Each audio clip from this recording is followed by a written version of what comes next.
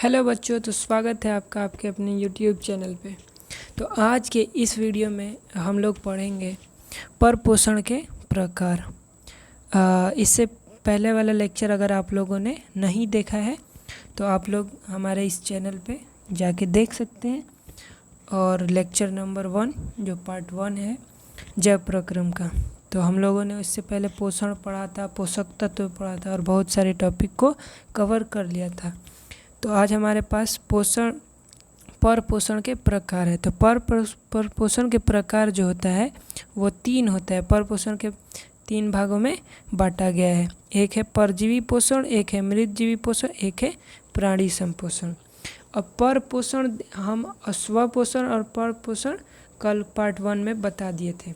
देखिए, स्वपोषण वो होता है जिसको भोजन, जो जीव भोजन स्वयं बना लेता है, जैसे पेड़ पौधा हो गया, तो ये स्वयं अपना भोजन बना लेता है, उसे स्वपोषण कहते हैं। परपोषण जो अपना भोजन ग्रहण करने के लिए दूसरे जीव पर निर्भर रहता है, जैसे हम लोग हैं, हम लोगों को दूसरे जीव पर निर्भर रहना पड़ता है, तो वही पूछ रहा। और यहाँ परपोषण जो है ना, उसमें परपोषण में हम लोग भी आते हैं। तो परपोषण का वो 3 गो भाग है। एक है परजीवी पोषण, एक है मृतजीवी पोषण, एक है प्राणी संपोषण। अब इन तीनों को हम लोग एक एक टॉपिक के हिसाब से देखेंगे। तो हमारे पास पहला टॉपिक आ जाता है, क्या आ जाता है? परजीवी। परजीवी यहाँ पे कह रहा है 2 जीवों के बीच परस्पर वैसा संबंध जिसमें एक जीव को लाभ तथा दूसरे जीव को हानि होती है, जैसे भैंस और जोक। मानव के सिर बालों में रहने वाले जू एक परजीवी है। यहाँ पे परजीवी क्या है इसको समझिए। हम लोग पढ़ लिए कि 2 जीवों के बीच परस्पर वैसा संबंध जिसमें एक जीव को लाभ तथा दूसरे जीव की हानि होती है। अगर कोई जीव है तो वो अपने खाने के लिए किसी दूसरे जीव को हानि पहुंचाता है। जैसे हम लोगों के सिर में जू होता है, तो जू क्या करता है? वो खून चूसता है, लेकिन एक तरह से हम लोग का खून चूस रहा है तो हम लोग का नुकसान हो रहा है, लेकिन उसका तो फ़ायदा हो रहा है ना। तो यही कहता है परजीवी, इसी को हम लोग कहते हैं। तो परजीवी यही है कि 2 जीवों के बीच परस्पर वैसा संबंध, मतलब 2 जीवों के बीच ये संबंध बता रहा है जिसमें तथा एक दूसरे की जिसमें एक जीव का लाभ तथा दूसरे जीव की हानि होती है। जैसे भैंस का जोक, मतलब भैंस में जो जोक होता है वो भैंस का खून चूसता है, लेकिन जोक को फ़ायदा होता है और भैंस को नुकसान होता है। तो उसे क्या कहते हैं? परजीवी पोषण कहते हैं। चलिए अगले टॉपिक की तरफ। अगला टॉपिक आता है मृतजीवी। मृतोपजीवी या मृतजीवी। तो हमें देखना होगा कि मृतोजीवी क्या होता है। तो पोषण का वह प्रकार जिसमें जीव अपना पोषण, देखिए, पोषण का वह प्रकार जिसमें जीव अपना पोषण सड़े गले एवं मरे हुए जीव जंतुओं से प्राप्त करता है, मृतजीवी कहलाता है। यहाँ पे समझने वाली बात ये है कि देखिए, हम लोग खाना को ग्रहण करते हैं तो उसके लिए चावल खाएंगे, रोटी खाएंगे, तो हम लोग को पोषक तत्व प्राप्त होगा और पोषक तत्व से एनर्जी प्राप्त होगा। तो वही कह रहा है कि वैसा जीव जो मरा हुआ चीज़, मतलब कोई ऐसा चीज़ होता है जैसे कोई चीज़ मर गया, तो उससे वो पोषक तत्व प्राप्त करेगा और एनर्जी प्राप्त करेगा, तो उसे क्या कहेंगे? मृतजीवी बोलेंगे। जैसे कवक जो होता है सड़ा गला पे रहता है और उससे वो भोजन को प्राप्त करता है और पोषक तत्वों को प्राप्त करता है और ऊर्जा की प्राप्ति करता है। प्रोटोजवा हो जाएगा, विषाणु हो जाएगा। आशा है आप लोगों को ये मृतजीवी समझ में आ गया होगा। अगला टॉपिक देखते हैं। अगला टॉपिक हमारे पास है प्राणी संभोजी।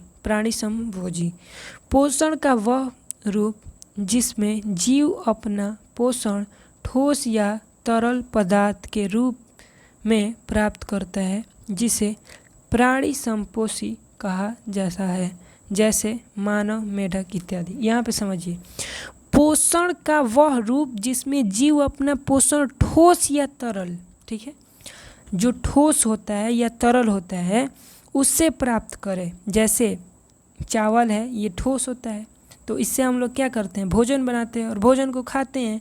तो इस कैटेगरी में प्राणी संभोजी में क्या आ जाएगा, मानव भी आ जाता है। तो ठोस या तरल पदार्थ के रूप में प्राप्त करता है पोषण। जैसे हम लोग कोई ग्लूकोन डी पिएंगे तो ग्लूकोन डी को घोलेंगे तो उससे एनर्जी प्राप्त होगा, तो वही तरल का मतलब वो हो गया ग्लूकोन डी घोल के पीने वाला, और चावल आ जाएगा ठोस में। तो इन दोनों को मिला के ठोस या तरल पदार्थ के रूप में प्राप्त करता है, उसे प्राणी संपोषी कहा जाता है। तो इसमें मानव भी आता है और मेढक भी आता है, इसका एग्जाम्पल याद रखिएगा। अगला टॉपिक है प्रकाश संश्लेषण। अब आप लोग को समझना है कि प्रकाश संश्लेषण क्या होता है।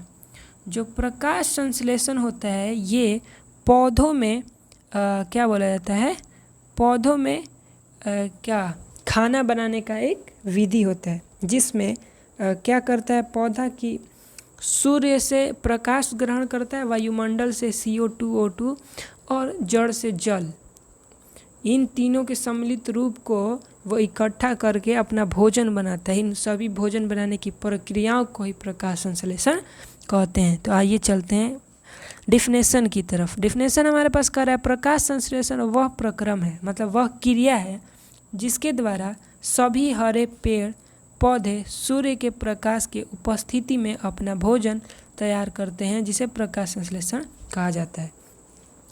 देखिए एक ऐसा प्रक्रम है जिसके द्वारा हरे पेड़ पौधे, ठीक है, हरे पेड़ पौधे सूर्य की प्रकाश की उपस्थिति में, ऐसा नहीं है कि जो पेड़ पौधा हरा नहीं रहेगा उसमें प्रकाश संश्लेषण नहीं होगा। यहाँ पे ये क्लियर है कि वैसा पौधा जो हरा हो और जिसमें क्लोरोफिल पाया जाता है उसी में प्रकाश संश्लेषण की क्रिया होती है। तो आप लोग को आशा होगा आप लोग समझ गए होंगे प्रकाश संश्लेषण। अब यहाँ पे बात आता है कि प्रकाश संश्लेषण को मतलब संपूर्ण रूप से होने के लिए क्या क्या चीज़ों की आवश्यकता होती है, इसमें मुख्य घटक क्या होता है, ये आप लोगों को 2 नंबर के क्वेश्चन में पूछता है। प्रकाश संश्लेषण की क्रिया के लिए मुख्य रूप से इन 4 चीज़ों की ज़रूरत होती है। तो वो 4 चीज़ कौन सा है, कार्बन डाइऑक्साइड CO2, मतलब कार्बन डाइऑक्साइड CO2 उसका फॉर्मूला, वायुमंडल से ग्रहण करता है। देखिए वायुमंडल से ग्रहण कर लिया CO2, जल जो है ज़मीन से ग्रहण कर लिया मतलब जड़ से, सूर्य से प्रकाश ग्रहण कर लिया, क्लोरोफिल यहाँ पे क्या कर रहा है, क्लोरोफिल प्रकाश को अवशोषण करने का काम करता है। अब यहाँ पे बात आती है, देखिए यहाँ पे 4 चीज़ की आवश्यकता होती है। इसे आप परिभाषा भी बना सकते हैं कि प्रकाश संश्लेषण पौधों में होने वाली एक ऐसी विधि है जिसमें वायुमंडल से पौधे कार्बन डाइऑक्साइड ग्रहण कर और ज़मीन से जल को ग्रहण कर और प्रकाश सूर्य से ग्रहण कर एवं क्लोरोफिल की उपस्थिति में क्रिया कर, ये सभी के संपूर्ण रूप को प्रकाश संश्लेषण कहते हैं। तो प्रकाश संश्लेषण आप लोग को समझ में आ गया होगा, उसका घटक भी समझ में आ गया। इसका समीकरण होता है, ये समीकरण बहुत इंपॉर्टेंट है, एग्जाम में पूछता है। इसका समीकरण है 6CO2 + 12H2O, सनलाइट और क्लोरोफिल की उपस्थिति में C6H12O6 और 6O2 + 6H2O, याद कर लीजिएगा आप लोग। अगला चलते हैं, देखिए यहाँ पे सीधा सीधा लिखा हुआ है, इसको आप लोग याद कर लीजिएगा। चलिए अगला टॉपिक की तरफ चलते हैं। अगला टॉपिक अमीबा में पोषण के प्रकार क्या होता है। तो अमीबा में जो पोषण होता है वो कूटपाद के द्वारा होता है, अंतःग्रहण होता है। तो चलिए इसको पढ़ते हैं और एक एक लाइन को समझते हैं। अमीबा एक क्या है, यहाँ पे अमीबा एक कोशिकीय प्राणी है। जो अमीबा है वो बहुकोशिकीय प्राणी नहीं है। पैरामीशियम जैसे एक कोशिकीय प्राणी है, उसी तरह से अमीबा भी एक कोशिकीय प्राणी है जिसका कोई निश्चित आकार नहीं होता है।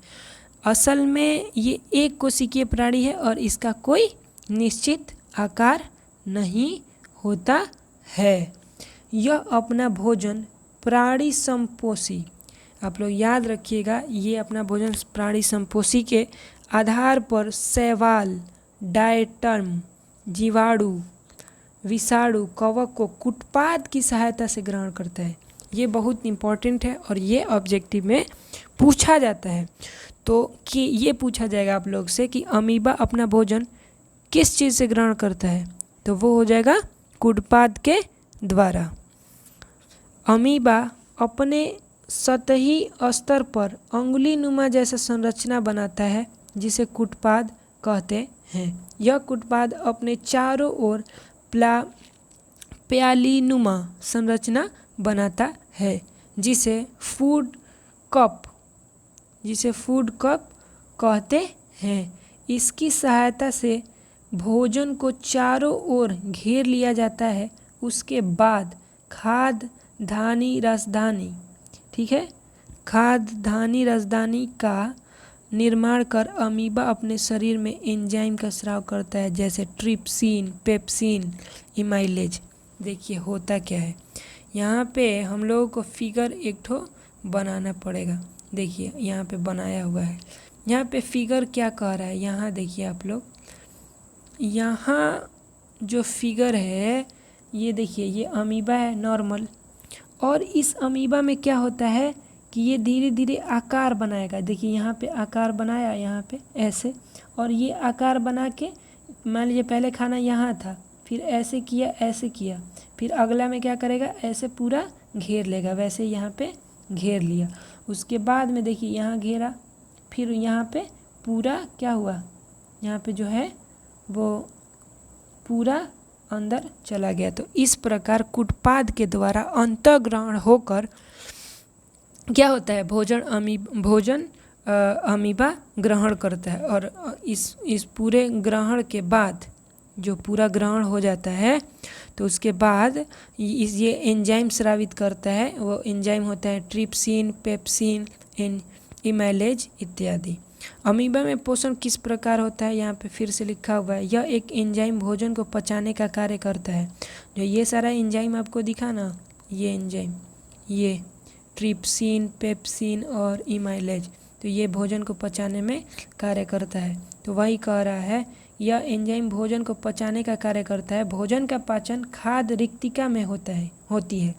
अब पूछ देगा आप लोगों को, अमीबा में मतलब भोजन का पाचन कहाँ होता है, तो खाद्य रिक्तिका में होता है। और इस प्रकार अमीबा का सारा पोषक तत्व को ग्रहण कर अपच पदार्थ छिद्र या रिक्त के सहारे बाहर निकाल दिया जाता है। उसमें एक छिद्र होता है जिसके द्वारा जितना अपशिष्ट पदार्थ होता है तो वो बाहर निकाल देता है, और इस प्रकार अमीबा का पोषण का कार्य पूरा हो जाता है। आशा है आप लोगों को अमीबा का पूरा कंसेप्ट समझ में आया होगा। ये फिगर आप लोग देख लीजिएगा, और इस फिगर से आप लोगों को पूरा जो है पूरा अमीबा का कार्य समझ में आ जाएगा। आगे आता है बहुत ही इम्पोर्टेंट टॉपिक, आप देख लेते हैं टाइम है या नहीं, अगले लेक्चर में इसको कराया जाएगा।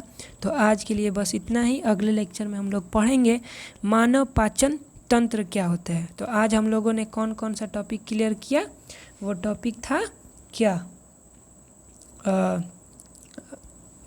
पर पोषण के प्रकार को हम लोगों ने क्लियर किया। जो कितने प्रकार के होते हैं, 3 प्रकार के होते हैं। पर पोषण के प्रकार से शुरू किया हम लोगों ने। एक बार क्विक रिवीजन करा देते हैं आप लोगों को। यहाँ पे परजीवी हो जाएगा, परजीवी, मृतोजीवी, प्राणी समपोषी। उसके बाद अगला टॉपिक आएगा आप लोगों का परजीवी समझ लिए हम लोग, मृतजीवी समझ लिए, प्राणी समपोषी समझ लिए, प्रकाश संश्लेषण समझ लिए, प्रकाश संश्लेषण के घटकों को समझ लिए, और प्रकाश संश्लेषण के समीकरण को समझ लिए। अमीबा में भोजन कैसे होता है ये भी समझ लिए। और अगला टॉपिक हम लोगों को करना है पाचन तंत्र। तो आप लोगों को ये वीडियो कैसा लगा और ये कमेंट में ज़रूर बताएं, और हमारे इस चैनल को सब्सक्राइब करें और हमें सपोर्ट करें, और वीडियो को लाइक करें और ज़्यादा से ज़्यादा शेयर करें, क्योंकि शेयर करेंगे आप लोग तो आप लोगों का ही फ़ायदा होगा और हम भी आगे बढ़ पाएंगे। तो आज के लिए बस इतना ही, धन्यवाद।